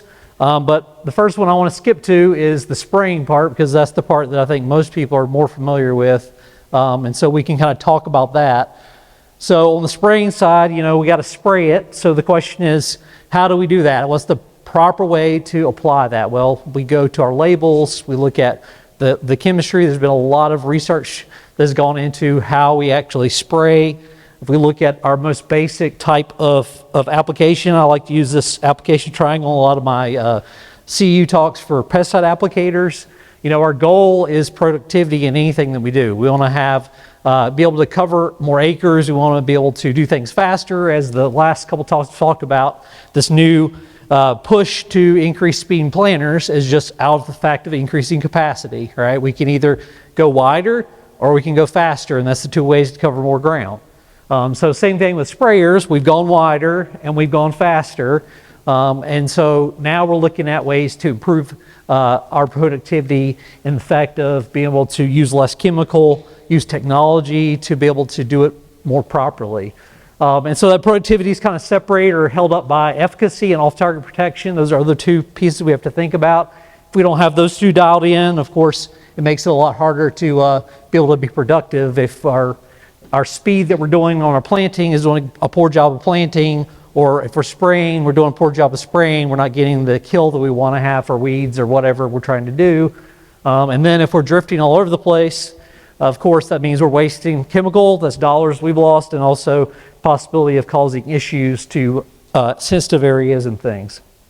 So we have to worry about that. We have to think about how all those things affect what we're doing and why some of these technologies are coming about to try to alleviate some of those. So I think any of the engineering technologies, whether it's in planting or spraying or whatnot, there's a lot of neat things and cool things we can do and come up with. But the things that actually really get latched onto and people take onto are the things that make things a little bit easier to do. If we think about guidance systems, just introduction of GPS guidance systems changed a lot of the way people farm because of the ease of being able to do that. It makes it easy to do it. Things that require a little more work is a little bit harder for adoption. So if we talk about some of the problems and issues with typical kind of traditional spraying, right, the spraying side of things, because we have to couple that with the technology to be able to actually do what we want to do. We have some things that are of issues, like just simple things I'm thinking about spraying in general. Majority of sprayers out there use a pressure-based rate control system, where we are adjusting pressure to change our flow rate for a given nozzle, right? We have a fixed nozzle, we're changing pressure, and of course, that's a double-edged sword. One, it means that we can't change our rate very easily, but two, we can't change our rate very easily. So if we want to actually make that change, it's harder to do that because we have to change our pressure dramatically to do that. But if we want to be consistent with our rate it makes it where if we change a little bit of pressure and get a little bit of pressure spike, or our system's not quite perfect, we're not going to change our rate very much. So that's, both sides of that coin. And so if we want to do that, we have to look at two other technologies that have tried to solve that issue. Uniformity is something we are focused on, making sure that we're getting a good application, back to that efficacy side of things. We want to be both uniform in the longitudinal and lateral, so lateral across the sprayer. So usually that comes down to making sure that we have, good boom height, right? If we keep the nozzles closer to the system, we're going to get some skips, and then if we kind of back off at the right height, we get the perfect overlap, we get uniformity across the sprayer. That's assuming everything's working properly, right, and it's properly maintained. And then if we get too far away, of course, we get even double overlap and things like that. So again, just the operation of the sprayer and also the setup and how the technology is set up to handle that. And so when we're talking about now doing spot spraying, we have to think about how are we going to get good overlap, and we're not going to be able to turn on necessarily a single nozzle unless we've set up that nozzle properly to do that.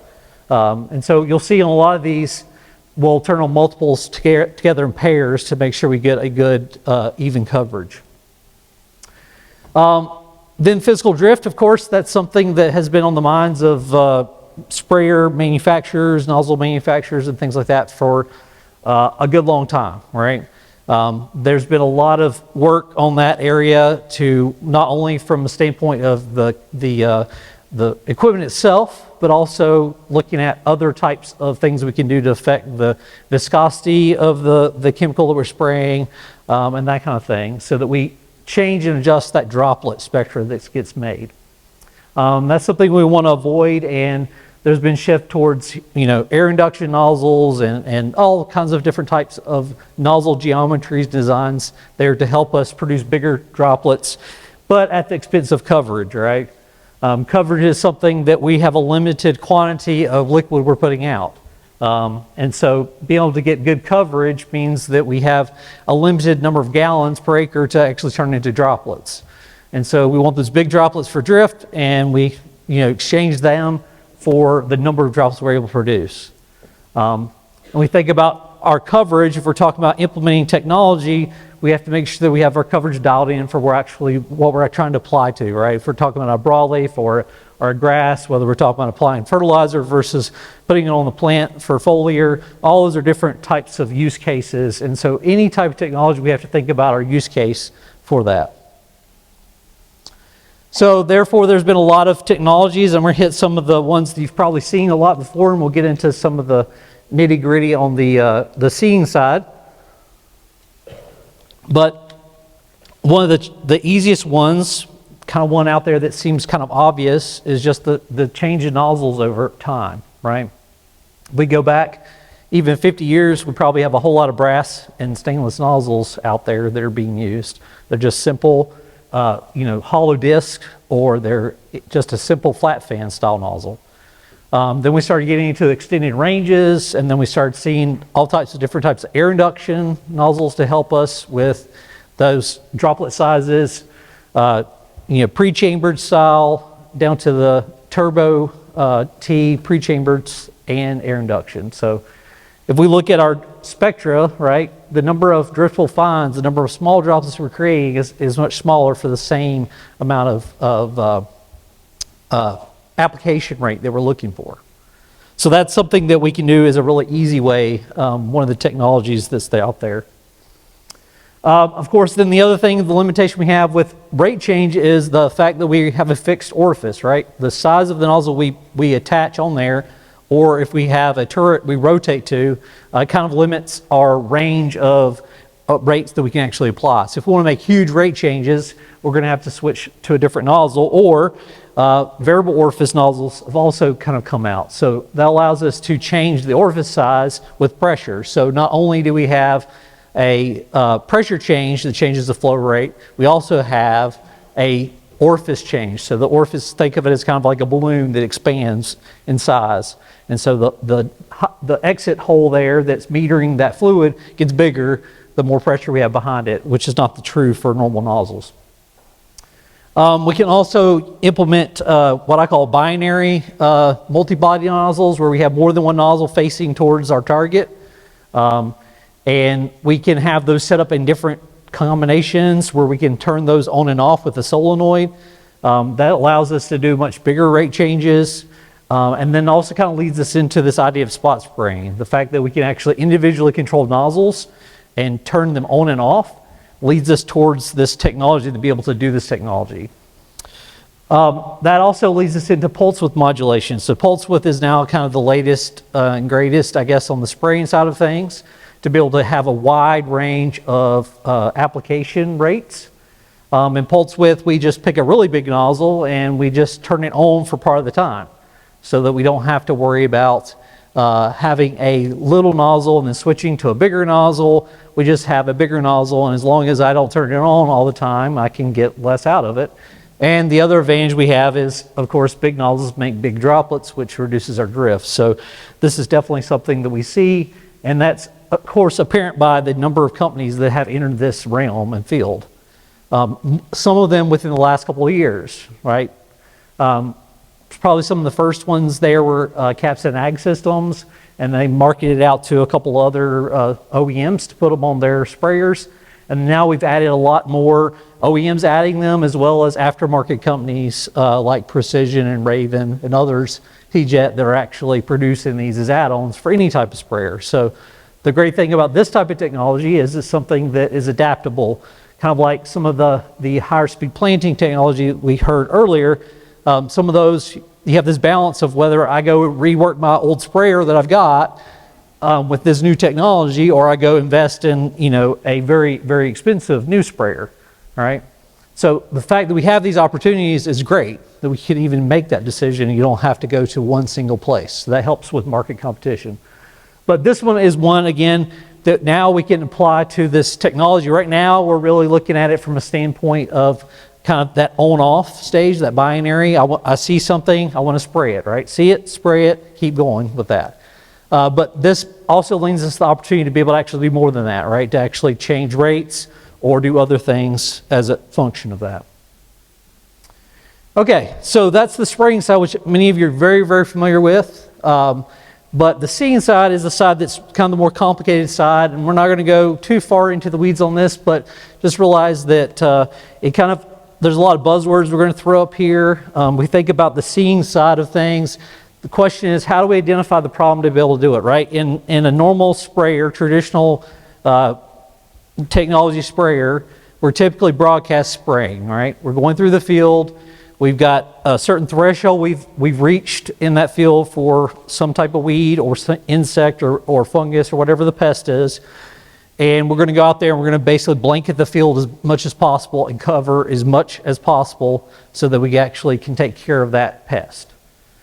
And this type of technology, now we're thinking about more of a, you know, of a detailed level. We're not on that big wide field scale level. We're now dealing down to, okay, maybe in this little section of the field, is there an issue in this, just this section? We met the threshold in this section rather than looking at it as a field as a whole. And so now we're thinking about, how do we determine that? How do we identify the problem? Well, there's lots of ways to go about that. Of course, the way that the hammer that everyone wants to use now, right, is AI, right? So AI is the obvious tool for this. And AI is something that's been around a long time. If you ask my dad, he's been doing AI for a long time. We have a cow-calf operation, plenty of opportunities there. But AI is a new thing, right, that we're told that's going to revolutionize the world. It's going to change how we do things. It's already doing that, right? The train comes left the station on many of those things. But AI is not perfect, right? Here's a AI thing for measuring cattle size. Well, it thinks this cow here is, 5.2 meters long. All right. So just because it's a computer, the information that goes into it is also the information we're going to get out. And many of these AI tools are kind of black boxes. And so just because you can put something in doesn't mean necessarily you have to kind of look at what's coming out and verify that. Just like anything, like I think Wes earlier was talking about the speedometer and the population on the screen, on the planner. Those are things we need to go back and actually do the math and check the thing, right? Just because it says that we're putting out, 30,000 seeds per acre, or we're putting out 10 gallons per acre, doesn't necessarily always mean that's what's happening, right? The sensors can fail, there can be miscalculations and those kind of things. So AI kind of has a lot of layers, and so we're going to dig through each of those in a very kind of 30,000 foot level, but think of it as kind of an onion. We have a bottom layer, which is kind of our hardware, which we'll talk about here in a second. And then as we move up, we go through our framework, and then we get into some of the actual detailed algorithms and things. So the hardware is something we've seen and used already, right? We've used this type of hardware in remote sensing applications. We have different sensors out there, and the sensors that we're using really is nothing new and fancy about them. It's just the application of them. So I kind of throw sensors into two categories. We have kind of active sensors. So here at the top, we've got an active sensor that actually produces a signal. That signal hits or reflects on an object, and that signal is then received back, and we have a receiver that's measuring how that has affected, how that particular crop or soil or whatever it is receiving that signal or attenuating or changing it or whatnot. Then we have passive sensors. So like this camera that's flying on this little quadcopter here, right? It's not actually projecting a signal. It's not sending a light typically on these. It's relying on sunlight to actually produce the signal, hit the leaf, and then reflect back into the camera. And the camera is going to have a little sensor in there that tells you that it's green or red or brown or whatever the sensor is, right? If it's a RGB camera, it's going to pull different colors out of the space that's been reflecting back. So these two types of sensors we've been using on ground rigs, on equipment and things a lot. We put them on recently on drones, right, for aerial application. Before that, we were flying them on manned aircraft and taking images and things. So the actual sensor technology has not really changed a lot. It's just, again, the application of it.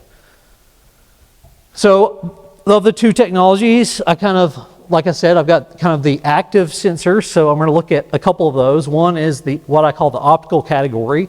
So this kind of starts with a type of sensor, kind of like, for example, the green seeker is a good example of that, right? There are a lot of other things on the market that have similar processes where they produce a light source, an optical source.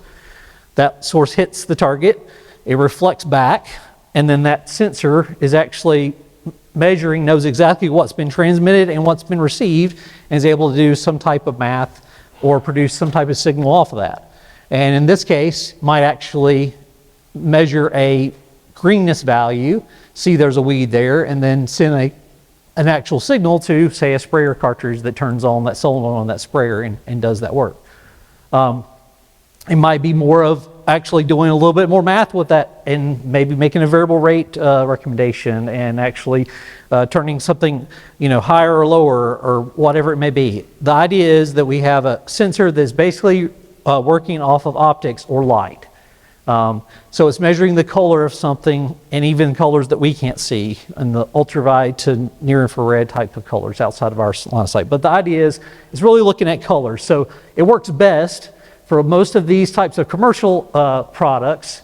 When we're talking about sprayer technology, they're working off of what I call a green on brown situation, a color difference. There has to be a major color difference between the background, what we don't want to spray because there's nothing present, and the actual target that we're trying to hit. So on fallow ground where we have a green weed popping up in there, perfect contrast to be able to determine a color difference. When I see this color, I do that thing. So I see this, I spray it. On the other side, we're now getting into kind of the next generation, which is more of using passive sensors. Cameras typically. These are 4 different commercial products used for all different types of things, not necessarily spraying, but they're using cameras as a means to locate something, see something, and then do something about it. And so that might be keeping a sprayer tire perfectly in between a row of corn so we don't get damage. It might be actually doing a stand count on the fly as we're going down through the row. And it might be something more in the sprayer realm of things where we're actually trying to identify something and do an application or trigger an application as a result. So we've got, on the far left, the Deer See and Spray, and then the precision unit, Deer's vision guidance, and then Raven's vision guidance system. So all these are things that are using cameras, right? They're just the same kind of camera like it's in your phone. Some of them are a little different, might have different filters, but really it's the framework that's behind that actually does it. So this is the hardware. We go to the next layer up in the onion and we get into the framework. So the framework is really kind of like, think about your computer. Your computer has an operating system on it that it uses to run everything else. But the hardware is the actual processor, hard drive, screen, mouse, all those things.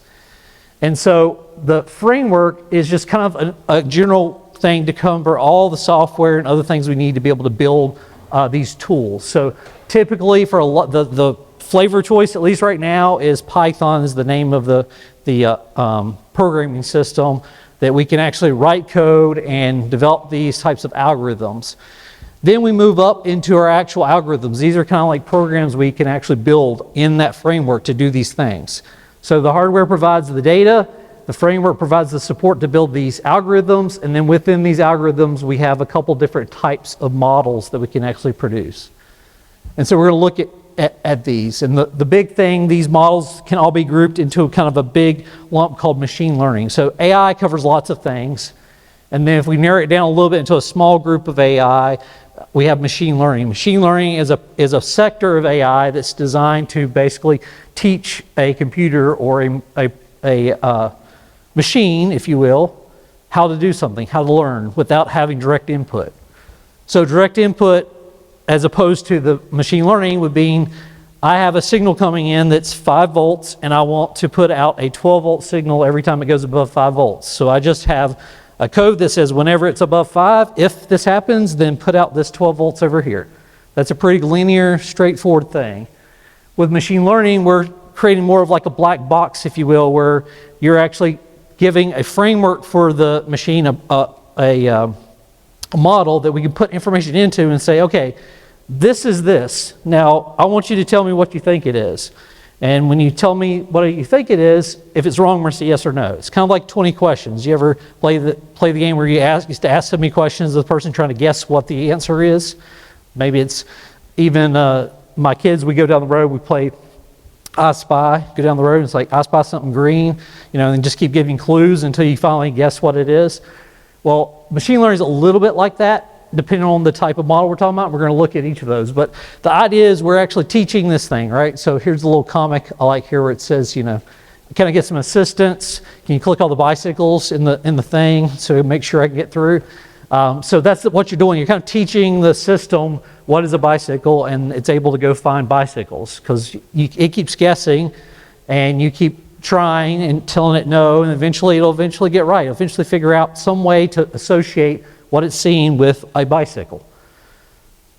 So to give you an example, here's a picture of 2 yearlings. Any cattle guys in here? Not anybody? Okay. So, if I look at these 2 Angus yearlings, what makes these 2 unique, right? They both look like 2 black cows.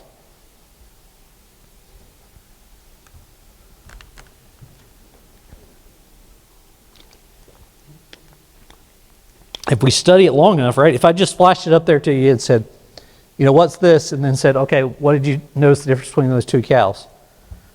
You probably wouldn't be able to tell me a whole lot other than there was 2 cows there facing you. Maybe you would have saw some ear tags. One has more ear tags than the other. The one on the right's missing some ear tags, probably lost some somewhere along the right way. There might be some differences in the way the hair lays, the nostril sizing. There's all kinds of things we could, if we really study it, want to sit there and match up one to the other, that's what we would do. That's essentially what we're doing with this type of learning. We're giving the computer a picture, and in this case, lots of pictures. So this is a study that I did a couple years back. We were looking at some of these black box AI tools and teaching them to basically do facial recognition on cattle. Can you tell me which tag number this is without reading the tag number by just showing you a cow? And So we basically took lots of images of this for like a single tag number. Of course, it really picked out this one red Angus in the whole bunch. We had all black but the one red, so it got that pretty quick. But the idea is we're feeding this information in. And this information is kind of what we call, this will be kind of supervised learning. Supervised learning means I'm sitting there and I'm basically answering questions or giving the 20 questions to the computer, and the computer is saying, I think it's this. And you say, no, it's not, it's this one. And then you give them another one, another picture, and they say, I think it's this.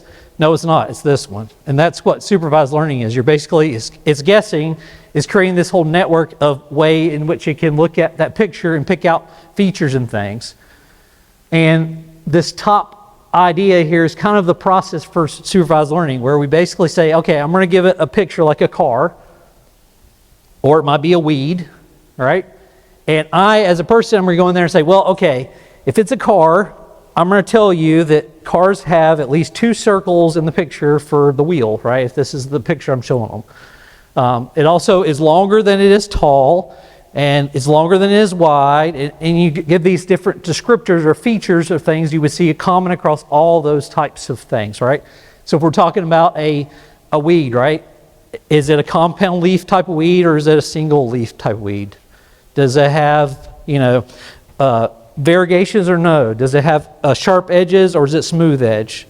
Those are features that you would pull out and tell the system, hey, this particular weed has these things. So kind of like if I was in weed science class and I was learning all my weed ID, I would go through a book and I'd figure out, okay, this weed has this versus this one. So if I had the 2 in front of me, the 2 leaves, I'd know which one it came from.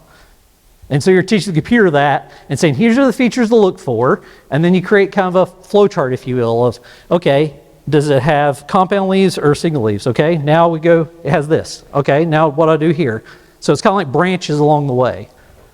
And eventually it's going to come out and say, yep, this is a pigweed, or this is a car, or this is a banana, or this is a piece of paper, or this is a water bottle, based off of that process.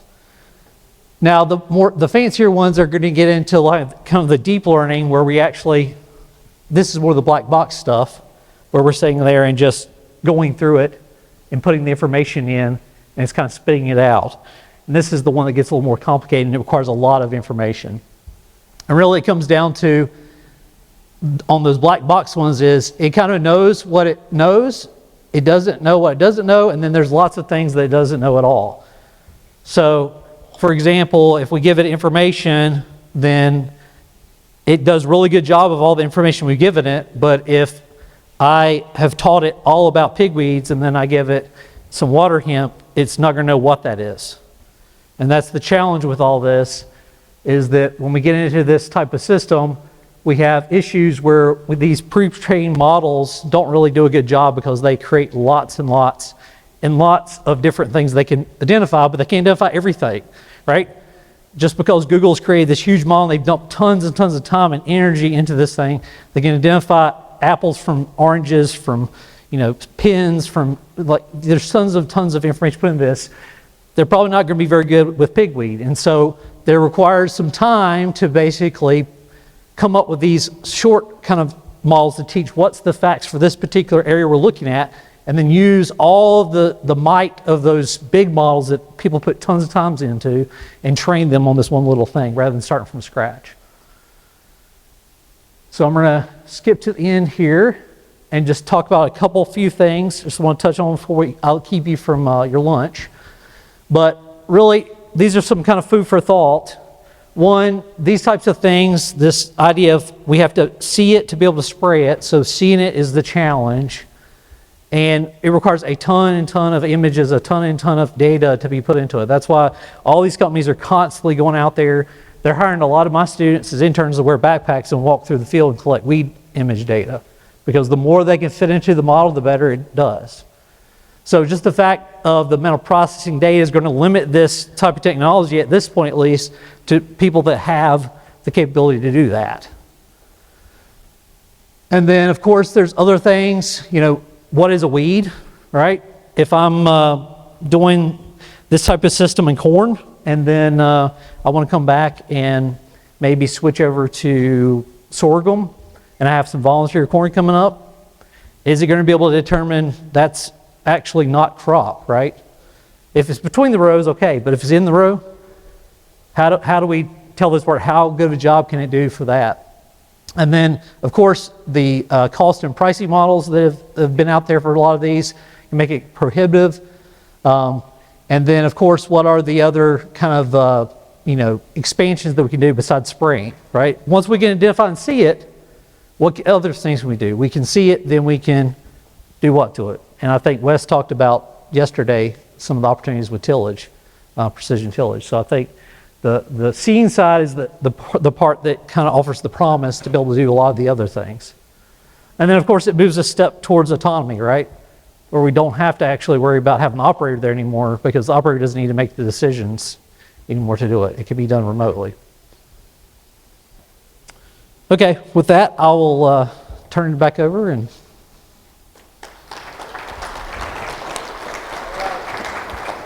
Questions for John?